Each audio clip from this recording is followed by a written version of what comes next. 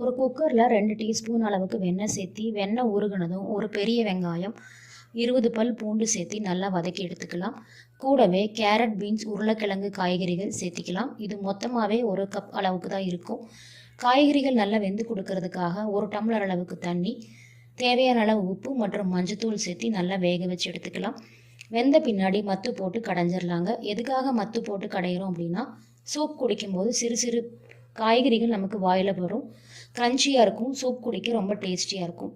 பக்கத்தில் ஒரு பேனில் 1 டீஸ்பூன் அளவுக்கு வெண்ணெய் சேர்த்தி 2 டீஸ்பூன் அளவுக்கு மைதா மாவு அதில் சேர்த்தி நல்லா வணக்கின பின்னாடி 1 கப் அளவுக்கு பால் நம்ம அதில் சேர்த்தி கட்டி தட்டாமல் நல்லா கலந்துட்டோம்னா நமக்கு ஒயிட் சாஸ் ரெடி ஆகிடுங்க. இந்த ஒயிட் சாஸ் தான் நம்ம சூப்பில் சேர்த்தி நம்ம திக்னஸ் கொண்டு வர போகிறோம். க்ரீம் டேஸ்ட்டும் நமக்கு இதில் வரும். இந்த ஒயிட் சாஸ் நம்ம சேர்த்துன பின்னாடி சூப் ஒரு 5 நிமிஷம் நல்லா கொதிக்க விடலாம். ரொம்ப திக்காக இருந்ததுன்னா நீங்கள் தேவையான அளவு தண்ணி சேர்த்திக்கங்க. அவ்வளவுதாங்க, ரிச் க்ரீமி கார்லிக் சூப் நம்ம வீட்லேயே ரெடி பண்ணிட்டோம்.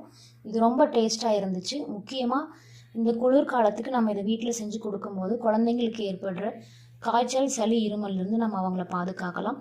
நாமளும் இதை எடுத்துக்கிறது ரொம்பவே நல்லதுங்க.